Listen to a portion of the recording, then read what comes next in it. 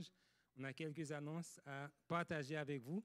Donc, on vous invite à regarder l'émission « Il est écrit » demain matin, demain dimanche, le 24 novembre, à compter de 8 heures sur Canal V. Le titre de l'émission de demain est « L'impossible évolution avec le groupe Harmonie, Science et Foi ». Donc, si vous êtes intéressé par les sujets concernant la science et la foi, donc c'est une émission pour vous. On vous invite à regarder l'émission demain matin à 8 heures. Et cet après-midi, tout de suite après le culte, à 12h30, donc on vous invite à la réunion de prière du groupe des Sentinelles de prière. Donc, si vous avez un petit moment après le culte, l'invitation vous est lancée. On passe environ une trentaine de minutes ici dans la prière, dans un moment d'intercession. Donc, vous êtes les bienvenus parmi nous. Vendredi, le 30 novembre à 18h, le groupe Bereshit vous invite à son dernier Kabbalat Shabbat. C'est un souper d'ouverture du sabbat. Donc, le thème de réflexion abordé sera « Quelle est la réponse de Dieu à notre monde injuste ?» Donc, si vous êtes intéressé à participer vendredi prochain à 18h à ce souper spécial Kabbalat Shabbat, donc, vous êtes prié de confirmer votre présence auprès de notre frère Franz Clairfort.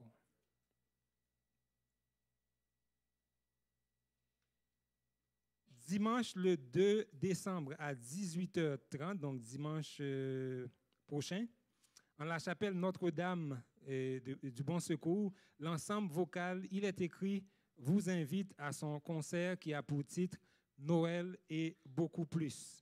C'est un concert qui est destiné à tout public et malgré les frais engagés, donc le prix d'entrée a été ramené à 10 $ pour faciliter la présence d'un plus grand nombre.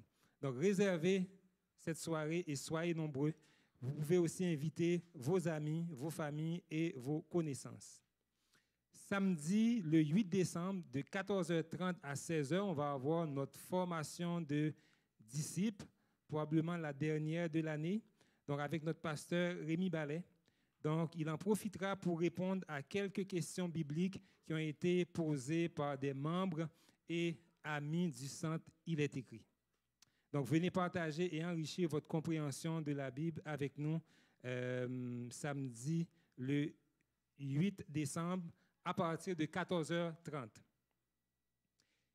À 11h, il va y avoir des classes pour les enfants. Donc, à compter de 11h, vous êtes invités à diriger les enfants vers leur classe. Si vous avez un téléphone cellulaire, quelque chose qui peut sonner et distraire, on vous invite maintenant à le fermer. On n'aimerait pas être dérangé pendant le culte. Le culte sera animé par notre frère Sylvain Duval et le prédicateur du jour, le pasteur Lucian Stefanescu, qui est vice-président de la Fédération des Églises adventistes du Québec. Nous avons le plaisir de l'accueillir ce matin et on espère que Dieu va lui confier un message spécial pour son peuple. Je vous invite à rester un petit moment dans un esprit de prière juste avant le moment de louange. Que Dieu vous bénisse.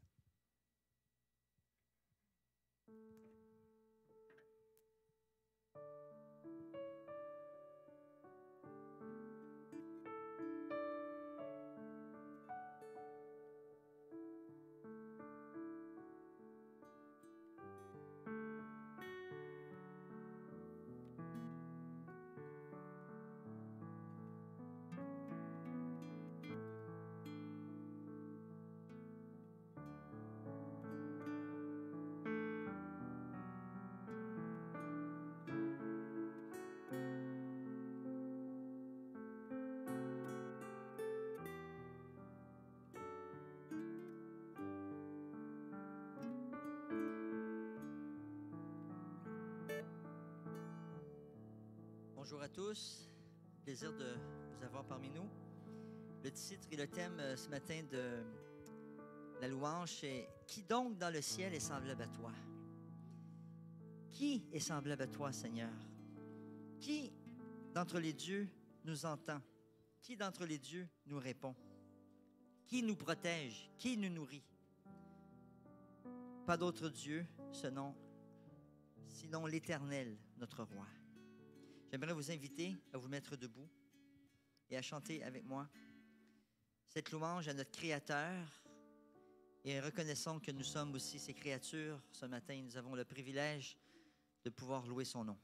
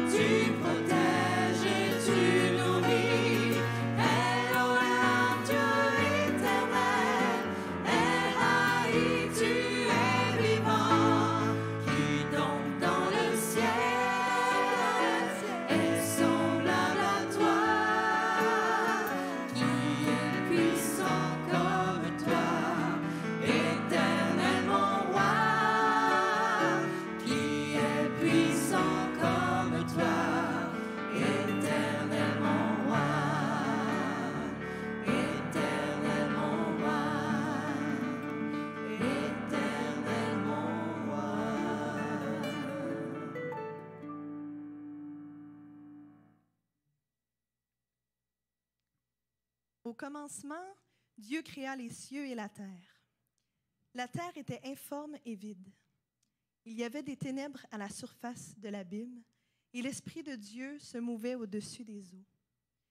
Dieu dit que la lumière soit, et la lumière fut. Dieu vit que la lumière était bonne, et Dieu sépara la lumière d'avec les ténèbres. Dieu appela la lumière jour, et il appela les ténèbres nuit. Ainsi il y eut un soir, et il y eut un matin. Ce fut le premier jour.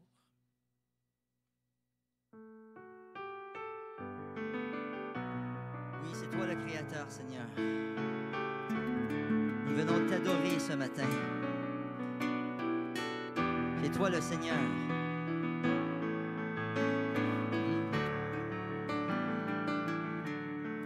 Tu es le Créateur.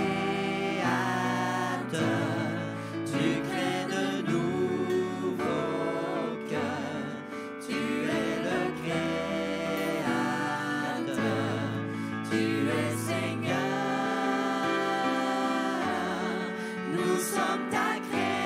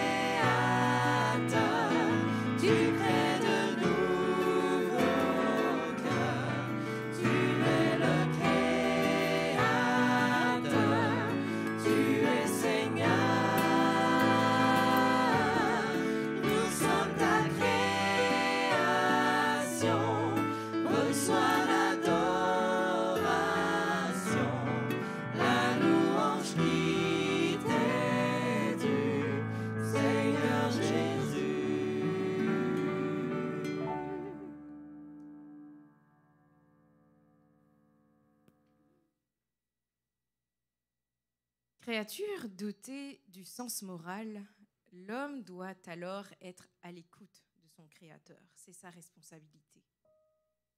Prier, étudier, méditer, accepter les changements, agir selon l'éveil de la conscience, permettre à l'Esprit Saint de modeler notre volonté, partager le témoignage de notre sanctification, permettre à la justice divine de fortifier notre foi afin d'être prêt pour la grande rencontre.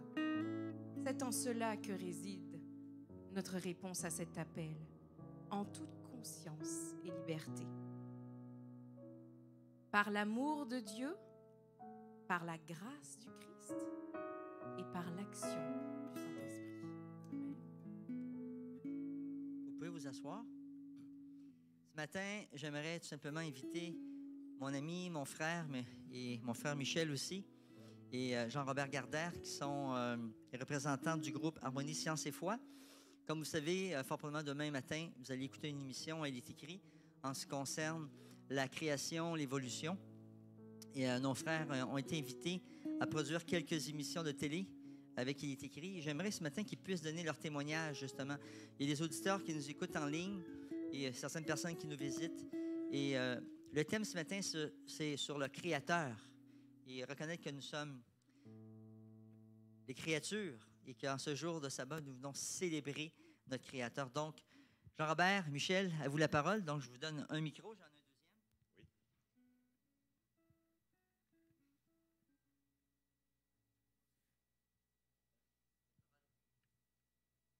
Oui, donc on invite les gens. Vous savez que le groupe Harmonie Science et Foi existe depuis 2015. Et puis récemment, au mois d'avril, on a enregistré 2 émissions avec Il est écrit, donc avec Rémi. Et puis les émissions, je pense, ont été diffusées au mois de mai. Il y a une rediffusion la semaine dernière et aussi cette semaine. Donc, si vous êtes intéressé par les sujets de science et de foi, donc l'émission est faite pour vous. En fait, pourquoi est-ce que nous, on fait ça? Vous savez qu'il y a 2 grandes... Ça, c'est la question, mon ami. Ça, c'est la question. Pourquoi est-ce qu'on fait ça? Il y a 2 grandes visions du monde aujourd'hui. Il y a le récit biblique qui nous dit que tout ce qu'on voit autour de nous, l'univers, notre planète, la vie, donc tout a été créé par, et conçu et créé par Dieu avec amour. Il y a aussi la vision matérialiste athée qui nous dit que tout est le fruit du hasard. Donc, un beau jour, il y a quelques milliards d'années, une cellule est apparue comme par magie, et puis cette cellule a évolué pour donner tout ce qui existe aujourd'hui, incluant nous, les humains. Donc, mais aujourd'hui, malheureusement pour les évolutionnistes athées, les évidences scientifiques aujourd'hui, les découvertes scientifiques plaident beaucoup plus en faveur d'un concepteur plutôt que le hasard. Et nous, en tant que scientifiques chrétiens, justement, on veut propager ce message-là, à savoir le message donc d'un Dieu créateur. Donc, toute la grande complexité du monde aujourd'hui nous dit que oui, la vie a été conçue et créée. Personne n'acceptera l'idée qu'un Boeing 747 pourrait s'assembler par hasard. Donc, si ce n'est pas vrai d'un Boeing 747, pourquoi est-ce que ce serait vrai pour la machine la plus sophistiquée de notre univers connu, à savoir donc la vie? Donc, Jean-Robert, c'est pour ça qu'on fait ça. Oui, mais c'est toi, pourquoi tu crois un créateur? En fait, tant que scientifique aussi. Justement parce qu'aujourd'hui, même si la majorité des scientifiques ou des biologistes sont évolutionnistes, athées, mais de notre côté, ils reconnaissent que la vie est extrêmement complexe. Et je vais vous donner la définition donc, de celui qui est considéré comme étant le biologiste athée le plus influent du monde aujourd'hui. C'est un professeur de l'Université Oxford en Grande-Bretagne, Richard Dawkins. Il dit que la biologie, c'est l'étude d'objets complexes qui ont l'apparence d'avoir été conçus pour un but bien précis. Donc, c'est un athée. Il a même écrit un livre pour essayer de démolir l'existence de Dieu, de prouver que Dieu n'existe pas. Mais il reconnaît que la vie a l'apparence d'avoir été conçue. Nous, en tant que scientifiques chrétiens, on dit que ce n'est pas une apparence, la vie a réellement été conçue et créée. Donc, le but de la science, c'est d'expliquer la complexité du monde vivant. Et plus je découvre cette complexité-là, plus pour moi, donc, l'idée d'un Dieu créateur fait plus de sens plutôt que le hasard créateur. Michel, est-ce que tu pourrais me poses la partager? question. Oui, exact. Je te pose Tu la me poses la question. question. Et aussi ton Bon. intervention au sein du groupe. Mais pourquoi Parfait. vous êtes décidé finalement même de vous présenter devant la télévision, finalement? Parce que Absolument, si vous absolument. passez à la télévision, il y a des gens qui vont vous reconnaître. Absolument. OK? Donc, Ça veut dire moi, que je toi- vais être peut-être un petit peu plus précis que mon ami Jean-Robert, parce que tu me poses la question directement. Pourquoi je crois à la création et non pas à l'évolution? Alors, c'est sûr que je suis un scientifique, donc j'enseigne les sciences là, au niveau secondaire, pour ceux qui ne le savaient pas. En science, ça prend un protocole établi au départ. OK? Donc, on émet une hypothèse qui va être vérifiée par une série de tests, OK? Afin d'obtenir des résultats. Et ces résultats-là vont être analysés et interprétés pour en déduire une conclusion. En science, ça prend ça. OK? Lorsque nous avons des faits, ben à ce moment-là, nous avons respecté ce protocole. Alors, quand on parle de l'évolution, il n'y a aucun fait. OK? Alors, c'est pour ça que je ne crois pas à l'évolution. Et en plus, l'évolution dit, par exemple, qu'on peut transformer une espèce animale à une autre. Mais ce n'est pas vérifié. Donc, dans tous les registres fossiles que nous avons, on n'a jamais vu un chien se transformer en un chat ou en un cheval, par exemple. Ça n'existe pas. Alors ça, c'est ce qu'on appelle de la macroévolution. Ça n'existe pas. Alors, c'est pour ça que je ne peux pas croire à ça, parce qu'il n'y a pas de fait là-dessus. Maintenant, toi, est-ce que tu crois à un créateur? Je crois à un créateur. Pourquoi? Bien, je crois à un créateur parce que, premièrement, tout ce que je vois, parce que là, je parle en fonction d'un scientifique, là. Oui. Alors, tout ce que je vois autour de moi, ça ne peut pas être le fruit du hasard, comme Jean-Robert disait. Parce qu'on n'a pas de preuves. On n'a pas de preuves. Moi, ça me prend des preuves. En tant que scientifique, ça me prend des preuves. Donc, par exemple, le registre fossile. OK? Tous les chaînons manquants et les hommes singes créés par l'évolution. Pourquoi ils sont-ils pas nombreux dans le registre fossile? Alors que des squelettes entiers de dinosaures, selon l'évolution, qui montraient, par exemple, à 65 millions d'années, selon l'évolution, sont bien présents dans les musées. On les voit dans les musées. Mais ceux de l'homme, dont l'évolution remonterait, mettons, à 4 millions d'années, selon l'évolution, bien, ils manquent toujours à l'appel. Ils sont absents. Ils sont absents. Et tout ce que nous disposons, ce sont des fragments osseux, là, habilement reconstitués de manière frauduleuse, il faut le dire, pour constituer pour faire des prétendus, pour nous donner des prétendus hommes singes qui auraient réellement vécu sur la Terre. Alors, tu comprends-tu? Aujourd'hui, tu es décidé de venir ici pour célébrer le sabbat parce qu'il y a un créateur. Il y a un créateur. Hein? Il y a un créateur. Donc, l'évolution, là, pour nous, ça n'existe pas. C'est de la fraude. Alors, donc, il ne reste plus grand choix. Là. Donc, si on ne croit pas à l'évolution, bon, il y a d'autres choses aussi. Moi, ça fait longtemps. On pourrait continuer longtemps comme ça. Mais la seule chose que je peux vous demander comme question maintenant, quand va avoir lieu votre prochaine présentation, plutôt, comme groupe? Conférence? Oui, conférence, oui, c'est ça. Le 6 janvier, Dieu voulant, on va encore enregistrer d'autres émissions avec Il est écrit. Et puis, on a aussi fait des présentations donc, à une émission de radio, donc la nouvelle émission de radio de l'Église adventiste qui est présentée le dimanche soir, donc entre 20h et 21h sur la radio CPAM, qui est la radio de la communauté haïtienne de Montréal. Et puis, en fait, moi, j'aimerais terminer avec...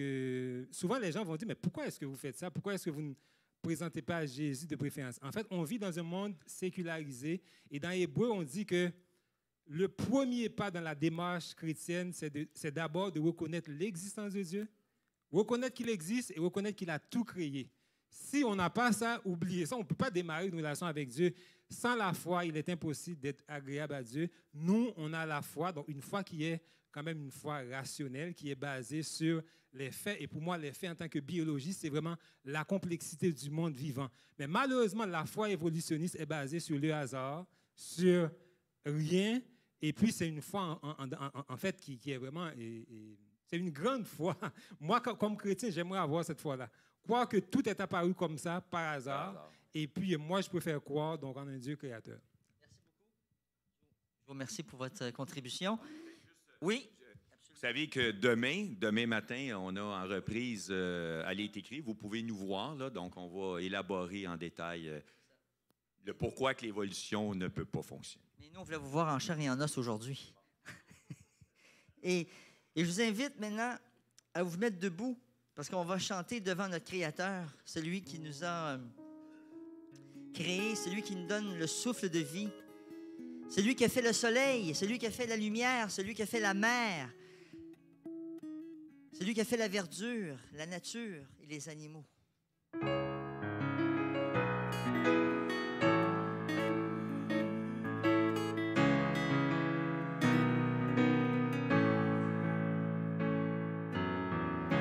Le soleil réchauffa la terre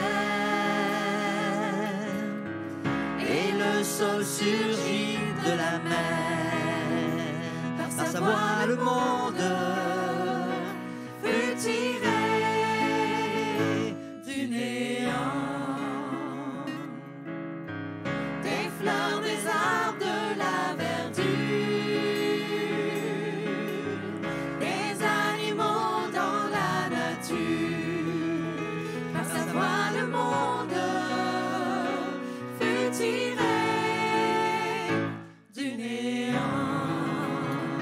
Il donna le jour, il donna le jour, il donna la vie, il donna la vie, il donna l'amour, l'amour infini. Tout était lumière, et force et beauté. L'homme ouvrit les yeux, à la liberté.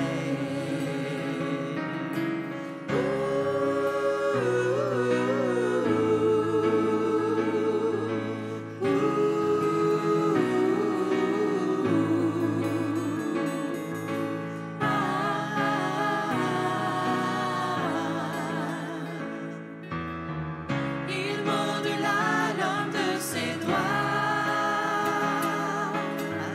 à son image il le créa.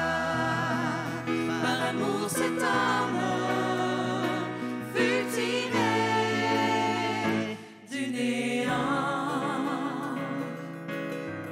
Il contempla sa création et conclut que tout était bon. La vie, l'harmonie, triomphant du néant. Il donna le jour, il donna le jour, il donna la vie, il donna l'amour, l'amour infini. Tout était lumière, et force et beauté. L'homme ouvrit les yeux, à la liberté.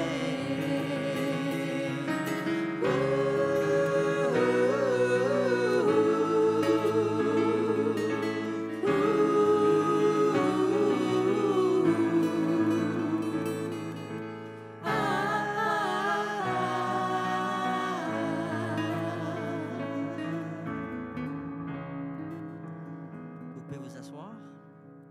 J'aimerais demander à nos responsables de se préparer pour recueillir les dîmes et les offrandes. Nous allons incliner la tête pour prier. Ô bon Papa du ciel, on vient vers toi. C'est toi notre Créateur. C'est toi qui nous soutiens. C'est toi notre Rédempteur.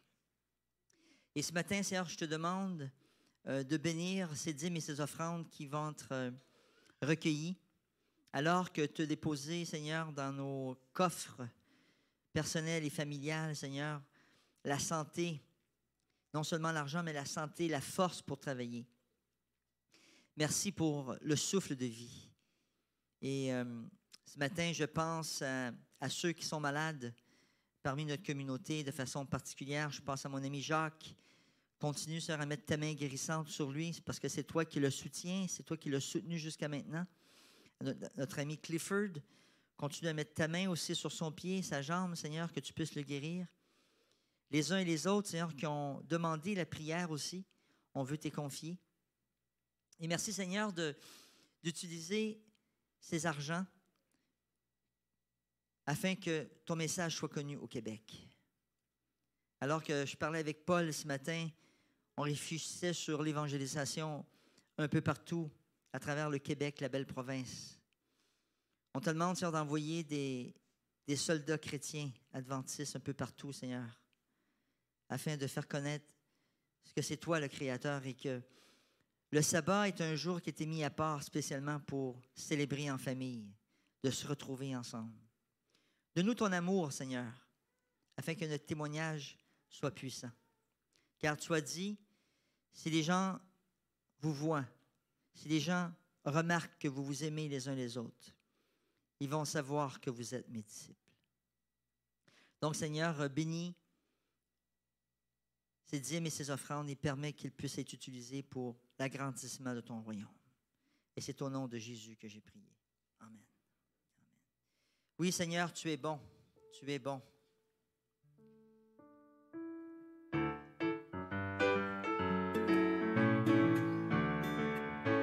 On vous invite à chanter avec nous.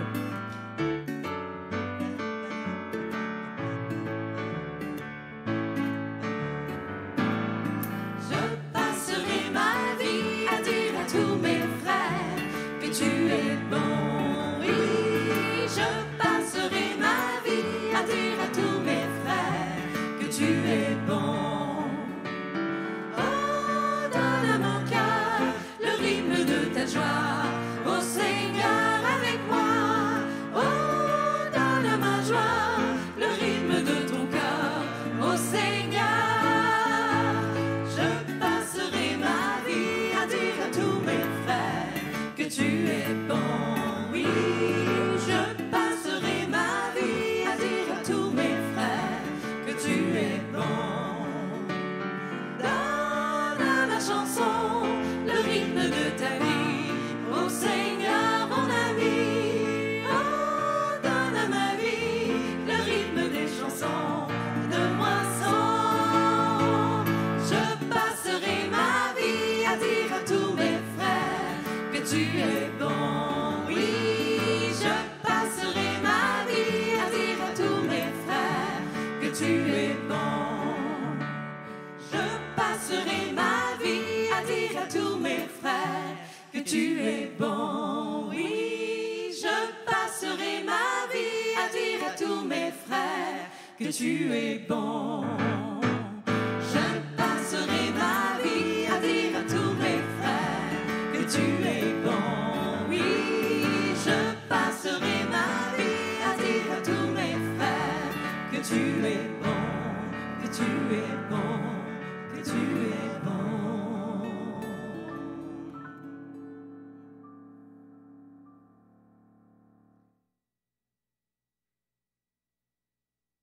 Oui, Seigneur, tu es bon. Merci d'être là. Merci d'être avec nous ce matin, Seigneur. Puis je vis un nouveau ciel et une nouvelle terre, car le premier ciel et la première terre avaient disparu. Et la mer n'était plus. Et je vis descendre du ciel d'auprès de Dieu la ville sainte, la nouvelle Jérusalem, préparée comme une épouse qui s'est parée pour son époux. Et j'entendis du trône une forte voix qui disait, « Voici le tabernacle de Dieu avec les hommes. Il habitera avec eux, et ils seront son peuple, et Dieu lui-même sera avec eux. Il essuiera toute larme de leurs yeux, et la mort ne sera plus. Il n'y aura plus ni deuil, ni cri, ni douleur, car les premières choses ont disparu. Et celui qui était assis sur le trône dit, « Voici, je fais toutes choses nouvelles. » Et il dit, « Écris, car ces paroles sont certaines et véritables. » Oui, ce matin, nous voulons chanter notre amour à notre Créateur. Comme créature, nous voulons reconnaître et exprimer cet amour. Je veux chanter un chant d'amour.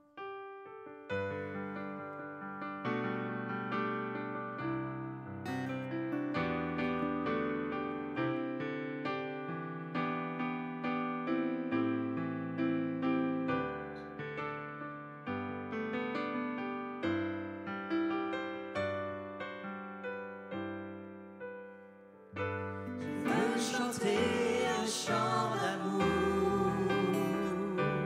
pour mon sauveur, pour toi Jésus.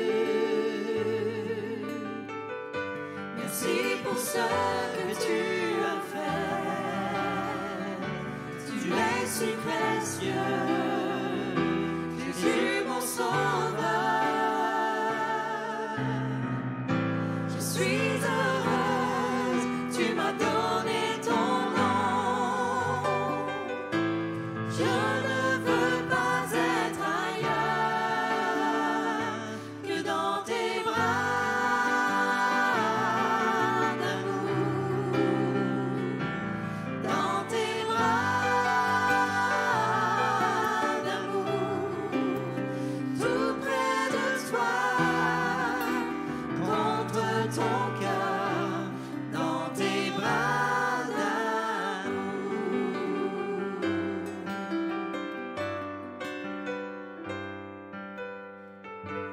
Je veux chanter un chant d'amour pour mon sauveur, pour toi Jésus. Merci pour ce que tu as fait. Tu es si précieux, Jésus mon sauveur. Je suis heureuse, tu m'as donné ton nom. Je ne veux pas être ailleurs que dans tes bras d'amour.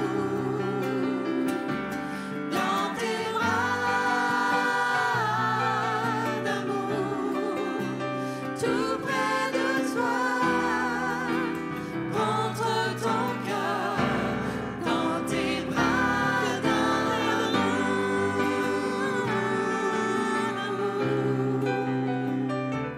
Dans tes bras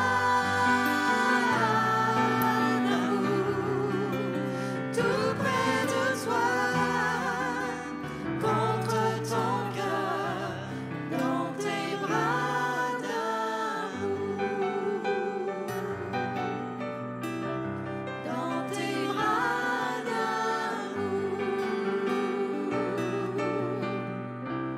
Dans tes bras d'amour.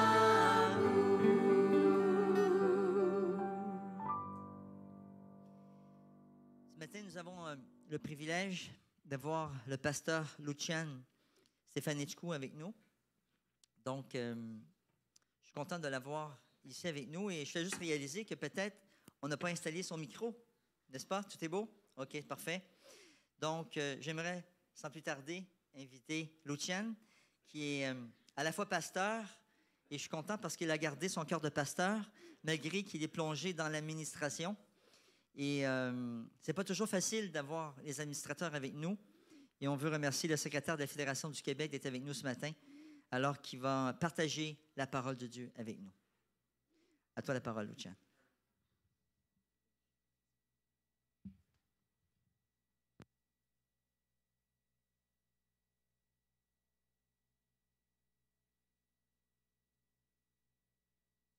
Merci Sylvain.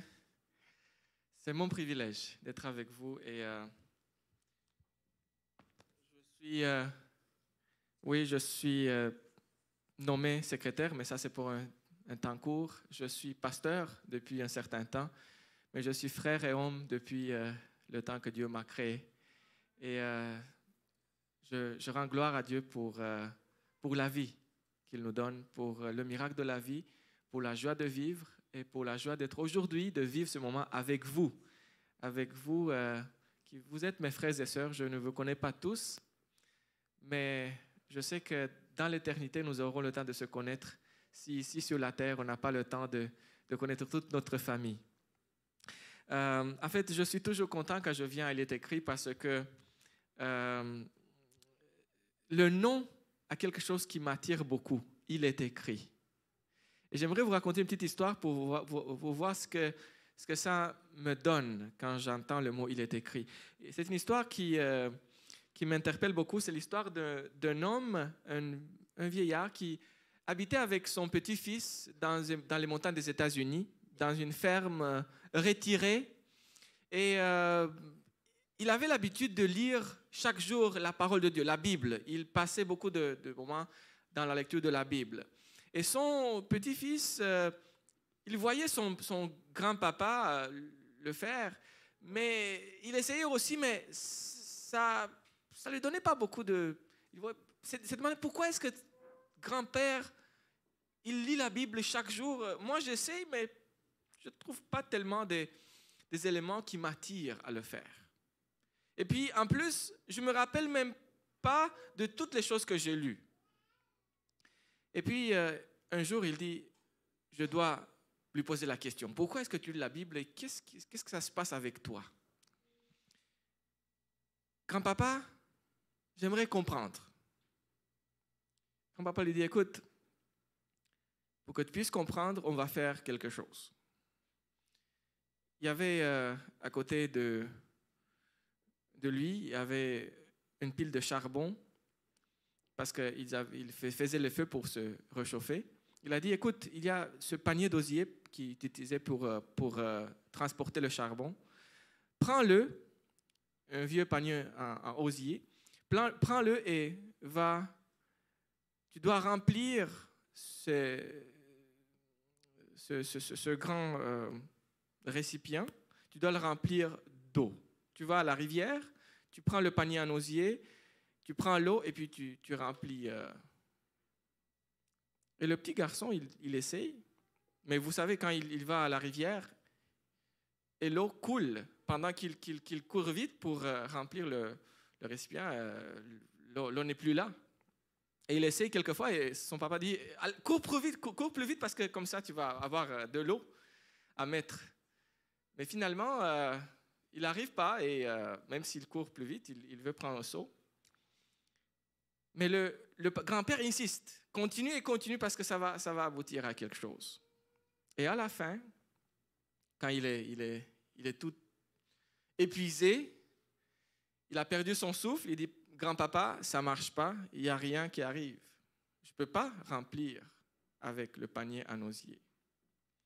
Et puis le grand-papa dit, mais écoute, regarde le panier maintenant. Il y avait quelque chose qui est arrivé au panier, en fait.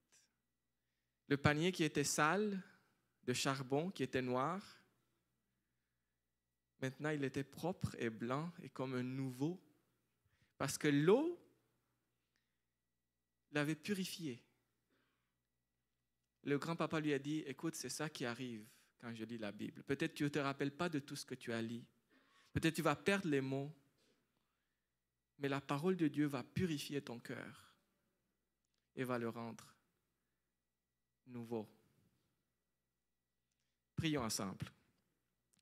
Père Céleste, nous sommes ici dans le centre, il est écrit, où ta parole est au centre de notre attention aujourd'hui. Et permets, Seigneur, peut-être, on ne sait pas ce qu'on va se rappeler de ce qu'on va avoir aujourd'hui comme sermon, mais nous prions tout simplement que ta parole puisse purifier notre vie, puisse continuer à faire son travail afin de nous rendre plus purs, une nouvelle créature en Jésus-Christ. C'est ça ma prière pour tous qui sont ici, au nom de Jésus. Amen. Donc aujourd'hui, Sylvain m'a dit, on va faire les louanges concernant la création. On va avoir le thème de la création. Et j'ai prié, puis Dieu m'a tourné vers le thème de la valeur de la vie, parce que c'est lié à la création. Et j'ai choisi aujourd'hui le thème la valeur de la vie. Je vais commencer par une autre histoire. Il y avait un étudiant qui était très préoccupé de la valeur de la vie. Il ne comprenait pas. C'est quoi la valeur de la vie? Et il est allé à son professeur, un professeur de philosophie. Il a dit, écoute,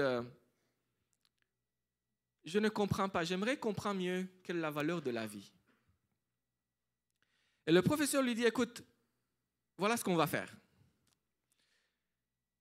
Je te donne, il est allé dans son bureau et dans un tiroir, sous clé, il y avait plusieurs objets et il sort une pierre. Une pierre qui était, il y avait certaines particularités, mais bon, on ne voyait pas exactement c'est quoi. Elle ne savait pas c'est quoi, il ne savait pas c'est quoi. Et il dit, écoute, prends cette pierre et je te donne 1 semaine pour me dire quelle est la valeur de cette pierre. Et l'étudiant la prend. Il va, où est-ce qu'on va déterminer la valeur des choses? Normalement, on va au marché. Au marché, là, où les gens achètent et vendent, là, on peut déterminer la valeur des choses.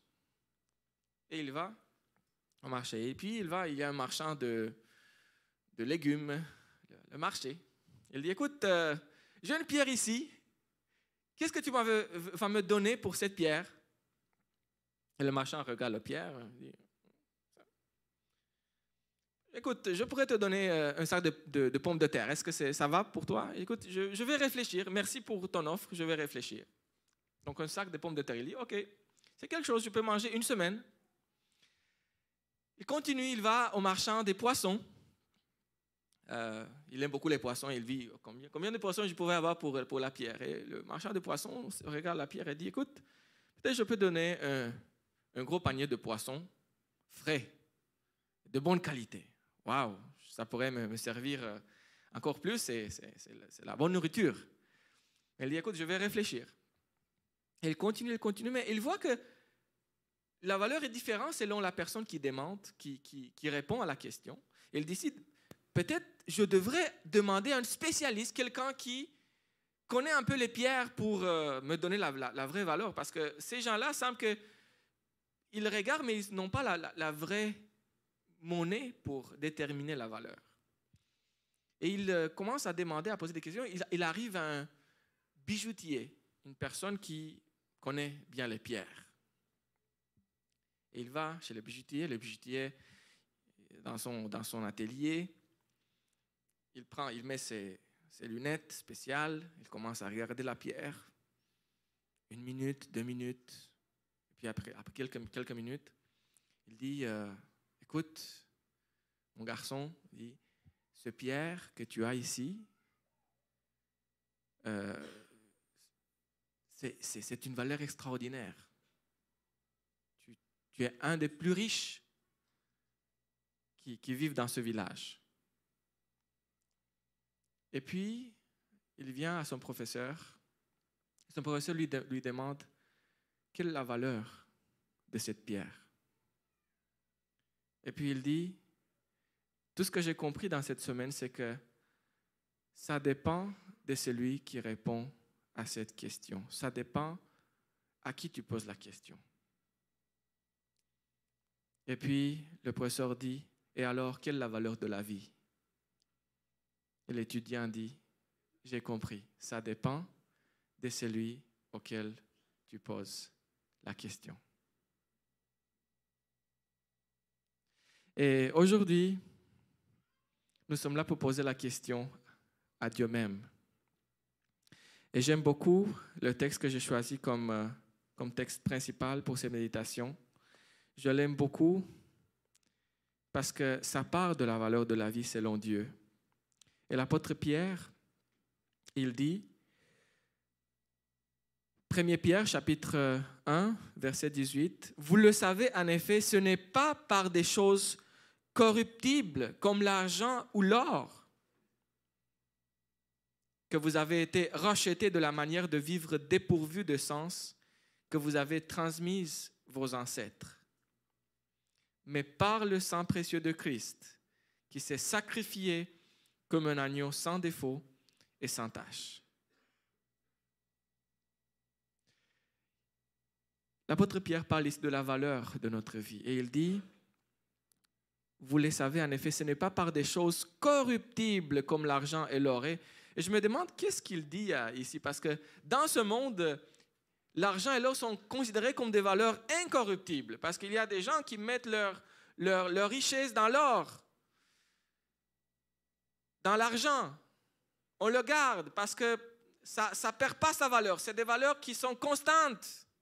Et l'apôtre Pierre dit non. Ce sont des valeurs corruptibles.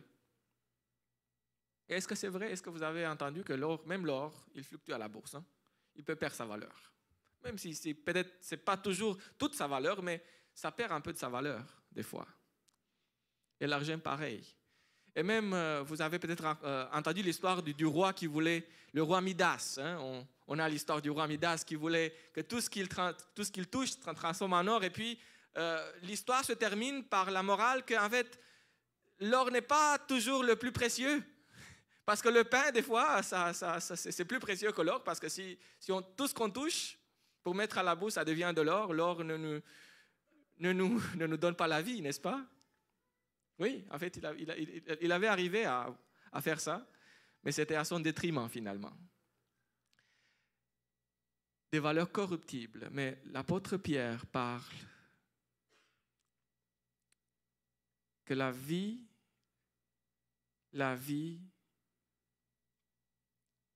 a été valorisée par le sang précieux de Christ, qui s'est sacrifié comme un agneau sans défaut et sans tache. C'est-à-dire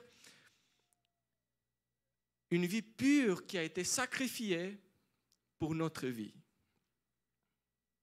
pour ma vie et pour ta vie. Dieu nous a valorisés à titre d'égalité avec la vie de son propre Fils, Jésus-Christ. Et en plus de cela, il l'a fait lorsque nous étions ennemis de Dieu. Lorsque nous étions dans nos péchés, dans nos impuretés, dans notre oubli et dans notre arrogance et dans notre fierté, et il a choisi de donner son Fils qui était pur, qui n'était pas contaminé par le péché. Et il a fait un échange qui est difficile à comprendre. Mais ce qu'on peut comprendre de cet échange, c'est la valeur que Dieu a donnée à ma vie et à ta vie. Est-ce que ça vous touche le cœur aujourd'hui de savoir que Dieu vous aime tant qu'il a aimé son Fils? Il a choisi de le donner pour moi et pour vous. Je connais des personnes, et je pense que l'histoire de l'étudiant, c'est une histoire qui est très commune. Je pense que chacun d'entre nous, à un moment donné dans notre vie, nous nous posons la question, quelle est la valeur de ma vie?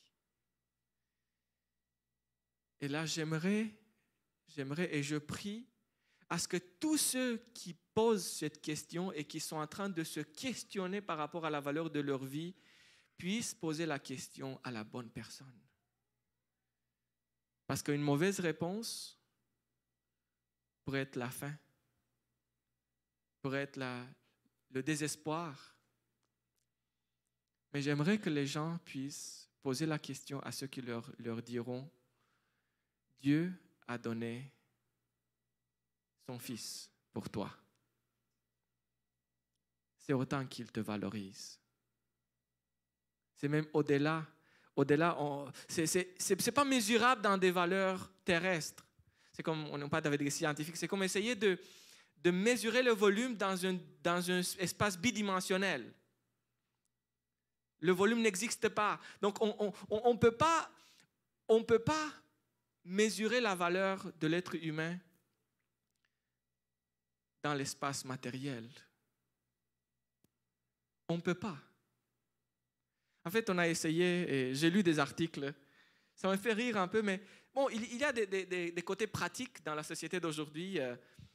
On a essayé de déterminer la valeur de l'être humain. Et il y a un article que j'ai lu, on a dit, il y a quelqu'un qui a dit, on va décomposer le corps humain et on va dire, il y a tant de, vous savez, on est 70%, c'est de l'eau. Donc, imaginez-vous, si je pèse 160 ou 180 livres, il y a peut-être 150 livres de l'eau. Et donc, faites le calcul, combien ça coûte acheter de l'eau à l'épicerie. Donc, c'est quelques dollars peut-être, quelques dizaines de dollars pour la plus chère, disons. Et puis, on a aussi un peu de calcium dans les eaux. On a du fer, on a même de l'or, mais c'est des quantités infimes de l'or dans certains éléments de notre corps. On a de sodium et tous les éléments, et puis on peut les décomposer chimiquement et dire, OK, il y a quelques milligrammes de l'or, de l'argent, de calcium et tout, et puis on fait on fait la balance, le total, on dit, voilà, la valeur, c'est peut-être quelques centaines de dollars au maximum. Et comme vous savez, le marché, ça fluctue, donc notre valeur fluctue en fonction de ça. Mais c'est très puéril, n'est-ce pas, calculer comme ça. Il y a d'autres qui ont dit, OK, comment on va calculer la valeur d'une vie? Et ils ont dit, c'est entre 7 et 9 millions de dollars la valeur d'une vie. Et il y a certaines formules qu'ils ont utilisées pour déterminer. Mais en fait, on sait que même ça, ce n'est pas assez. Quand on perd quelqu'un qui est cher, tu peux avoir tout l'argent du monde. Ça ne va pas ramener le fils, la fille, l'époux, le papa. Ça peut pas, ça aide pas. Oui, ça peut aider un peu parce que, bon, il y a une compensation, mais ça ne peut pas compenser en totalité la perte. Et Dieu dit, j'ai donné mon Fils, le sang précieux de Christ, qui s'est sacrifié comme un agneau, sans défaut et sans tache. J'aime beaucoup découvrir dans la parole de Dieu que notre vie est précieuse. Et je me demande quelles sont les conséquences et comment est-ce que ça devrait être traduit dans notre vie quotidienne. Comment est-ce que ça devrait changer notre vie de savoir quelle valeur Dieu met sur nous. Et j'aimais beaucoup le message de la création et je suis très intéressé aussi de l'émission de mes amis Jean-Robert et Michel. Je pourrais être considéré un fanatique du créationnisme parce que pour moi, c'est tellement important que les gens puissent comprendre aujourd'hui que tout ce qu'on enseigne comme en étant scientifique, il y a beaucoup de trous là-dedans. Et que c'est très dommage qu'on a enlevé le discours créationniste comme étant du passé. Parce que, vous savez, je me demande, j'aime beaucoup vivre. Tout simplement vivre. Je pense qu'on aime tous ça. J'aime manger, j'aime boire, j'aime connaître des gens, j'aime voyager, j'aime dormir. Des fois, je pense qu'on aime tous dormir. Ça fait partie de la vie. Sortir avec mes enfants, j'aime prêcher la parole de Dieu. J'aime tout ce qui est... Bon, il y a aussi des choses que nous devons faire la vaisselle, mais on arrive à les aimer parce qu'avec ça, on vit une vie propre, n'est-ce pas? Et ça, c'est important de le faire. Mais maintenant, on a des lave-vaisselle qui font le travail plus facile. Mais de toute manière, il faut quand même faire des choses qui sont un peu moins plaisantes. Mais quand même, on trouve leur utilité dans la vie, n'est-ce pas? Mais ce que j'aime beaucoup aussi de regarder les choses et là où ils mènent. Par exemple, quand on parlait de l'évolutionnisme, je me demande comment est-ce que l'évolutionnisme pourrait me donner plus de valeur à ma vie. Ça, c'est une question, c'est pas tellement scientifique que philosophique un peu, mais c'est vrai, comment est-ce que je pourrais trouver plus de valeur dans ma vie si la vie est un accident finalement? Parce que c'est ça que l'évolutionniste dit, que c'est un accident. La vie était un accident, c'était un hasard, c'était une chance qu'on a la vie, parce que sinon, l'univers pourrait être assez bien froid et sans vie. Mais grâce à un accident, nous voici ici aujourd'hui. Hein? On est heureux parce qu'on est aujourd'hui ici. Grâce à un accident, il n'y a personne qui a voulu qu'on soit. Il n'y a personne qui a planifié qu'on soit, qu'on existe. Mais un accident est arrivé et nous voici. Et on peut maintenant rire, et on peut chanter, et on peut manger, et on peut voyager, et on peut faire la vaisselle, et on est content. Je pense que vous voyez où ça mène, n'est-ce pas? Ce que j'aime dans la parole de Dieu, c'est que j'ai trouvé des réponses qui sont, disons, des réponses solides pour moi aux questions les plus fondamentales qu'un être humain pouvait se poser. C'est-à-dire, d'où viens-je? Pourquoi est-ce que je suis ici? Et qu'est-ce qui se passe? C'est quoi la vie? C'est quoi le but de la vie? Et je cours vers quoi? À la fin de ma course? Parce que je vois, mon expérience me montre que ma vie, c'est peut-être 70, 80, 90 maintenant parce que l'espoir de vie a augmenté. On a un niveau de vie qui nous permet de vivre un peu plus, mais pas autant plus parce que finalement, c'est quoi quelques années de plus? Quand dans notre cœur, on a la pensée, le désir et le souhait de l'éternité. On aimerait aller jusqu'au bout et jamais arrêter et aller jusqu'au Mars maintenant. Et on veut découvrir l'univers qui est tellement infini. Et 80, c'est même, vous savez, avec les moyens actuels, il y a le plan de mettre l'homme sur Mars. Et il faut 3 ans pour se déplacer. Donc, avec les raquettes d'aujourd'hui, les moteurs d'aujourd'hui, dans 3 ans, on va arriver là, mais c'est juste aller parce que le retour, il y a pas des raquettes qui sont assez grandes pour avoir le carburant pour faire le vol de retour. Donc, bon, c'est quand même assez risqué. Mais peut-être qu'il y a des téméraires qui vont l'essayer, qui sait. Mais je veux dire, on veut tout explorer. Je suis peut-être, les scientifiques peut-être sont plus avancés que moi avec les informations, mais c'est ça que j'ai lu récemment. Donc, ça avance toujours. Mais ça vient de notre envie, de notre désir de découvrir, de connaître, d'élargir. C'est notre quête pour l'éternité. Parce que, vous savez, la Bible me dit que Dieu a mis dans nos cœurs la pensée de l'éternité, la quête de l'éternité. Ça se trouve en nous.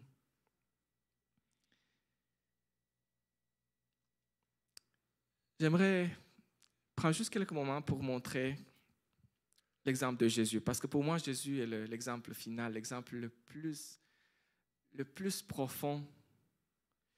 Et en étudiant la vie de Jésus, j'ai constaté qu'en fait, même le combat de Jésus était le combat de garder le sentiment de sa propre valeur et de la valeur de sa vie à lui. Est-ce que vous avez regardé les tentations de Satan? Matthieu chapitre 4. On peut ouvrir brièvement. Matthieu chapitre 4, il dit que Satan, il prie Jésus, il était dans le désert, et il s'approcha de lui et dit, « Si tu es le Fils de Dieu, ordonne que ces pierres deviennent des pains. » C'est-à-dire, Satan lui dit à Jésus, si tu es le Fils de Dieu, donc si tu as la valeur que tu penses que tu as, si tu es la personne que tu penses que tu es, alors fais un miracle, mange, satisfais ta faim. Et quelle est la réponse de Jésus? Je n'ai pas besoin de manger même pour savoir que je suis le Fils de Dieu. Ce n'est pas la nourriture que j'ai, ou sa qualité qui me donne le sentiment et l'assurance que je suis le Fils de Dieu. Je suis le Fils de Dieu. Même quand je suis affamé, même quand je suis assoiffé, même quand je suis malade, même quand je suis persécuté, même quand je suis le Fils de Dieu. Jésus a gardé sa foi. Malgré l'expérience de proximité qu'il avait à ce moment, malgré l'expérience actuelle, et je ne sais pas dans quelle expérience tu te trouves aujourd'hui, mon frère et ma sœur. Peut-être que tu as aussi des épreuves. Mais malgré tes épreuves, j'aimerais te dire, garde ta foi. Tu es le fils ou la fille de ton Créateur. Peu importe ce que Satan te dit, tu es le Fils de Dieu. Puis Satan, il essaye autrement et il dit, bon, il le transporte dans la ville sainte, le place au sommet du temple et lui dit, si tu es le Fils de Dieu, encore une fois, jette-toi en bas. En effet, il est écrit, il donnera des ordres à ses anges à ton sujet et ils porteront sur les mains de peur que ton pied ne heurte une pierre. C'est-à-dire, si tu es le Fils de Dieu, montre ça à tout le monde. Tu dois être comme avoir une réputation, avoir une célébrité, montrer ce que tu es capable de faire. Et Jésus dit, je n'ai pas besoin de montrer quoi que ce soit. Je suis le Fils de Dieu. Que je suis assis ici dans le désert, que je suis à la table avec mes apôtres, que je marche pieds nus sur les routes d'Israël. Je suis le Fils de Dieu ici. Que je marche ou que je suis sur mon âne, je suis le Fils de Dieu. Est-ce qu'on peut avoir la même foi aujourd'hui? Ne pas avoir besoin d'être vu, d'être visible pour les autres, d'être célèbre pour les autres. Je suis le Fils de Dieu. Je sais qu'il y a beaucoup de gens qui pourraient se demander, mais je suis comme une goutte dans un océan. Je me perds dans cette masse de 7 milliards d'autres êtres qui sont comme moi. Mais tu es le Fils de Dieu, un Dieu qui veut avoir et aime avoir beaucoup d'enfants, qui sont tous uniques et qui sont tous divers. Et la troisième chose, le diable essaie encore une fois, il dit, il transporte Jésus sur une montagne très élevée, lui montra tous les royaumes du monde et leur gloire et lui dit, je te donnerai tout cela si tu te prosternes pour m'adorer. C'est-à-dire, voilà, si tu es le Fils de Dieu, tu devrais avoir toutes ces choses-là, tout le monde, être riche. Et Jésus dit, je n'ai pas besoin de toutes ces choses pour être le Fils de Dieu. Je n'ai pas besoin d'avoir le sentiment de richesse pour être conscient et être sûr que je suis le Fils de Dieu. En fait, il y a les trois choses ici que je trouve dans la vie de Jésus. Le plaisir, le premier. Le deuxième, c'est la célébrité, la réputation. Et la troisième, la richesse. Mais Jésus dit, je n'ai pas besoin ni de plaisir, ni de la réputation, ni de la richesse pour être conscient que je suis le Fils de Dieu. Et vous savez, ce combat était constant dans sa vie depuis sa naissance, depuis plus dans son ministère et jusqu'à la mort. Parce que vous savez, quand il était sur la croix, rappelez-vous quel était le message des gens qui étaient autour de la croix. Si tu es le Fils de Dieu, débarque, descends de la croix. Et Jésus a dit, je n'ai pas besoin, même si je pourrais le faire, de le faire pour être sûr. Et puis il s'adresse à son papa et il dit, papa, dans tes mains, je confie mon esprit. Est-ce qu'on peut trouver la même paix dans toutes les circonstances que Jésus avait? Cette paix qui vient de la conscience que nous sommes les fils de Dieu et les filles de Dieu, peu importe les circonstances dans lesquelles nous nous trouvons. C'est ça l'évangile et c'est ça le message qui m'apporte la paix et la joie aujourd'hui. Vous n'avez pas été rachetés avec des choses périssables, mais avec le sang du Christ, l'agneau sans péché, sans faute. En fait, j'aimerais vous raconter à la fin une histoire. Une histoire aussi sur la valeur des objets. Une vente aux enchères, on liquide les objets d'une personne qui est décédée récemment. Et parmi, il y a des peintures. C'est une personne qui était riche. Il y avait des peintures, il y avait beaucoup des objets de valeur. Et il trouve aussi, parmi ces objets, il y a un violon qui est poussiéré, un peu vieux. Et quand on le présente, les gens, il n'y a personne de vraiment intéressé. $1, est-ce qu'il y a quelqu'un qui offre $1? Comme ça, on peut avancer avec la vente. Il n'y a personne. Finalement, il y a quelqu'un qui dit, OK, je vais donner $1 pour avancer. C'est pas cher. Et puis, est-ce qu'il y a quelqu'un qui offre $2? Il n'y a personne. Et puis dans la salle, il y a un maître. Il vient, il prend le violon, il efface la poussière, il le met,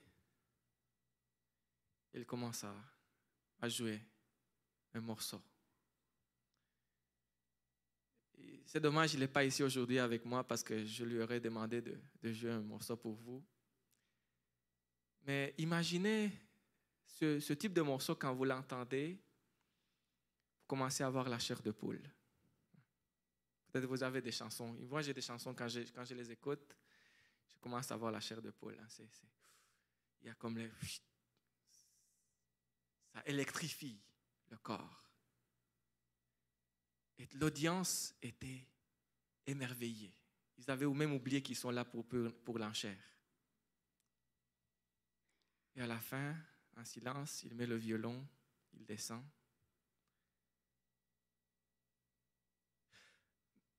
1000, 2000, 3000, 4000, 5000, je ne sais pas, mais la valeur a été tout de suite augmentée. Je ne sais pas combien ils ont acheté le violon.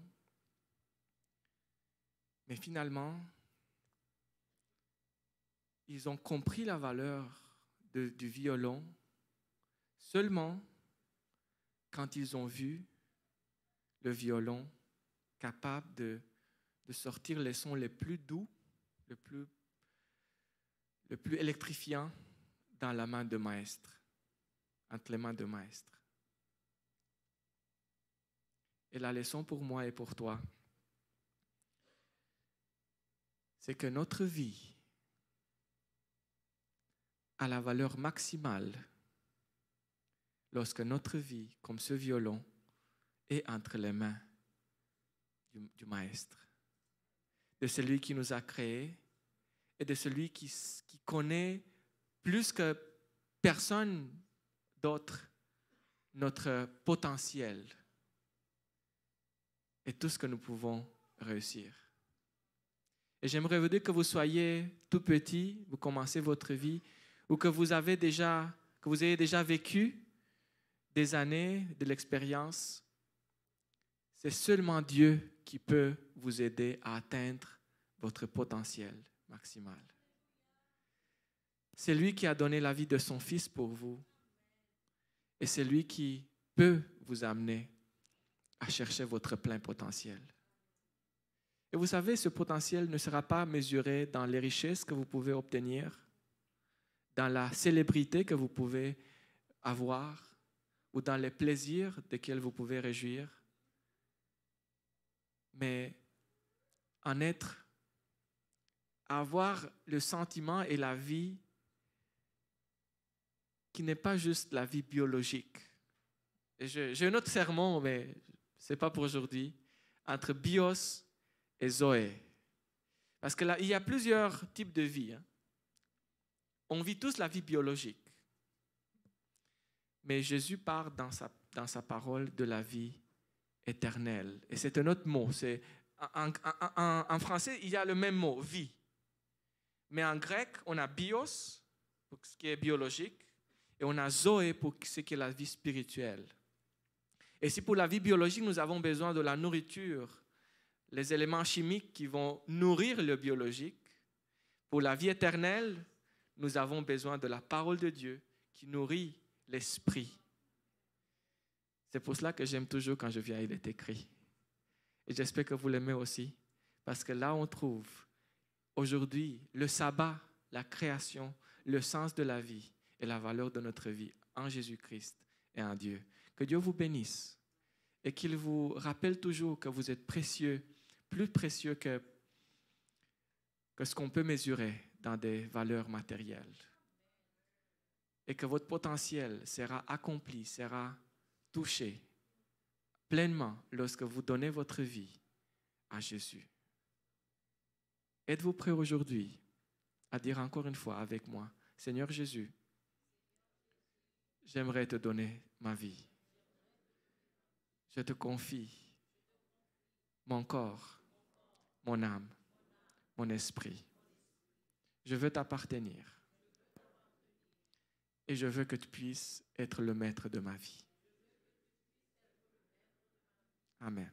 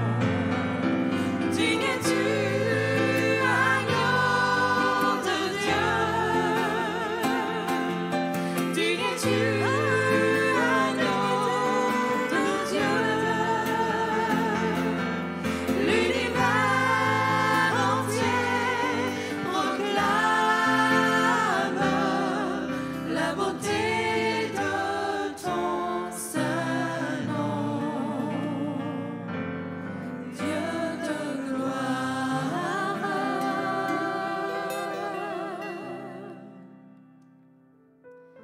toi la gloire, Seigneur Jésus.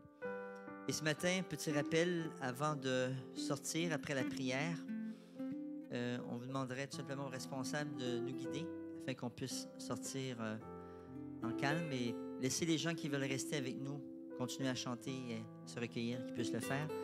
Je vais inviter le pasteur Lucian à prier pour nous ce matin.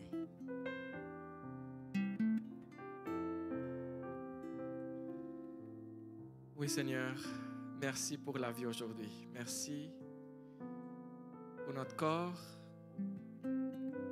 pour la manière dont tu nous as façonnés. Merci pour notre âme et notre sensibilité artistique, musicale, pour tout ce qui nous touche et tout ce qui nous interpelle dans les profondeurs de notre âme. Merci pour notre cerveau et les connexions et la créativité que tu nous as données. Merci parce que nous sommes un être tellement complexe, tellement unique. Et Seigneur, nous voulons t'adorer parce que c'est toi qui nous as fait comme ça. Et nous voulons vivre avec toi. Nous voulons te donner encore une fois notre vie. Parce que nous sommes sûrs que juste avec toi et seulement avec toi, notre vie atteindra son plein potentiel. Reçois notre vie. Reçois notre sacrifice d'aujourd'hui. Nous voulons apporter un sacrifice vivant. Notre corps, notre âme. Afin que tu puisses vivre en nous et nous faire vivre pleinement. Au nom de Jésus. Amen.